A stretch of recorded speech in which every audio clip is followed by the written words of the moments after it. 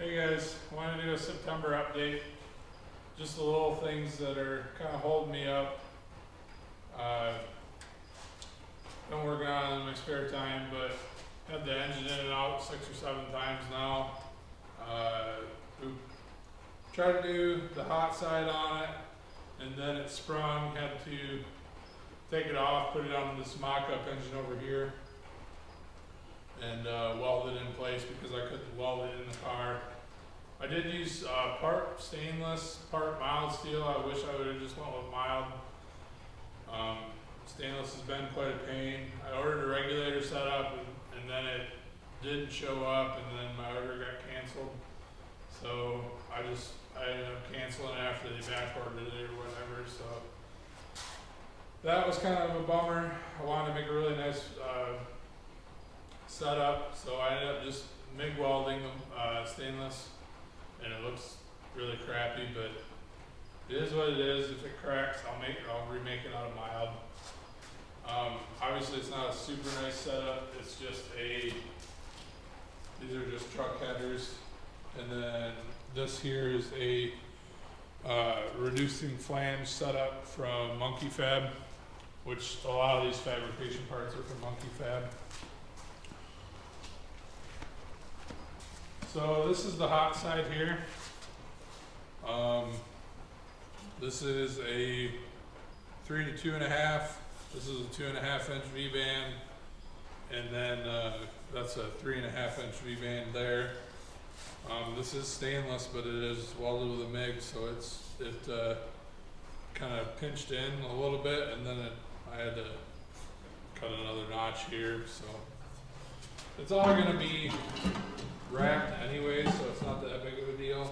As you can see, I already started on the other header wrapping the stuff, but I've got the outside of this. This comes out on the passenger side, so I've got to still do the elbow and the expansion tube, and then weld on a wastegate. So I got to get a wastegate. So I got to order some more stuff from Mike. Shout out to Monkey Fab. He sets me up with a lot of this stuff. So here's a 5 to 4 inch reducer from Monkey Fab. That's an aluminum reducer. We're actually going to do a setup like the car had last year, where the exhaust comes here, back, down, and out the fender, out the bottom of the fender like last year. Except it'll be aluminum because we're trying to save weight as much as possible. I've got the Holly intake on there. And then I actually built this Valley pan, but Holly kind of bummed me out. It seems like little things on this project have been going kind of like this, but they sent, the instructions say all the stuff is 5/16 hardware. They sent 3/8 fine thread, which is kind of hard to find in my garage, so I ended up having to wait till the next day to put the fuel injector rails and stuff on, which grand scheme of things is not a big deal. The car is not going to be done anytime soon at the rate that I've been working on it, but it's just little things we worked on. We mounted the shifter, new shifters in, mounted the steering column to this roll bar here. Had to make little brackets for that. That was a little bit of a chore. Welded my quick disconnect hub on. Fixed some of the steering. The steering setup that we changed to this year is a Mustang manual rack from the Fox body. And it's a little bit janky the way it's set up, but it's going to run like that for a year. I've got more turning radius on one side than the other, so the rack is a little bit offset because of my engine mount, and I thought it was pretty close. It's like, it's like a 1/4 of an inch difference, so it ends up being about 1/4 of a turn difference on the rack output. So it is what it is. Spent like pretty much all day working on this steering shaft here. Ended up having to file all these down, all these little jam nuts, set screws I guess is what they call them, down so that they're just barely flush with the top of the jam nuts. And the setup is so tight that those will actually hit if I didn't do that. Now it all fits. I just got to wrap like I said, the hot side, get it put on.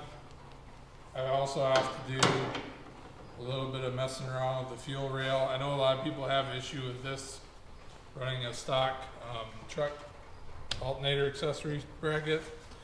So I was hoping to get like a free-flowing elbow, but it looks like I've got to get a 90-degree fitting with the ORB setup. And then I'll have my fuel pressure regulator sitting here somewhere, come through, and then a Y in the back. So yeah, just a lot of little stuff. Show you guys the trans that I got put in there. We did end up building the glide, which I don't know if that video will be out by now or not, but had to do a bunch of messing around with that. Excuse my old man grunty noises.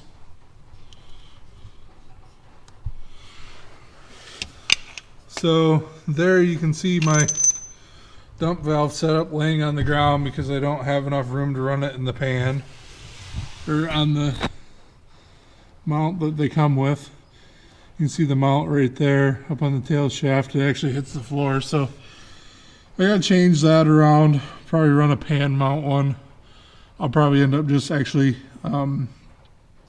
building something for it, but just a lot of little headaches. I thought, you know, unforeseen stuff. It doesn't ever seem to go easy, but we changed a lot of stuff on the car this year. I actually ended up putting these cooler lines in before because you probably can't tell from the bottom here, but I've got a CSR shield on it, like a trans blast shield, and it makes it a real pain to get the fittings and stuff in there afterwards. So I actually do have a drive shaft I gotta throw in. I just haven't yet. I gotta still bolt the trans down, or the rear mount down. Yeah, you can't really see. Okay, you can kind of see the shield in there. It's really tight in there. I didn't really make the car to where you can pull the trans out without the engine, so it makes it kind of a pain to work on. Everything up top here is really nice to work on. So I guess if the power glide is just a scheduled thing where I can tear it down every year, then that won't be that bad, but it'd be really a pain to pull it at the side of the track or whatever. So anyways, guys, I just wanted to do an update video, show you guys that I'm actually working on the car. I'm not slacking off. I am trying to make progress on it. A lot of it's slow going, and unfortunately I thought a lot of the things would be a bolt together process just because I had an LS in it earlier. Well, with cutting the fenders out and changing to a different trans and different turbo, different hot side, different cold side, a lot of stuff is no longer just a bolt-in thing. You kind of take for granted stuff that you just, you pull it out, put it back in. It's not. We're back to square one basically. So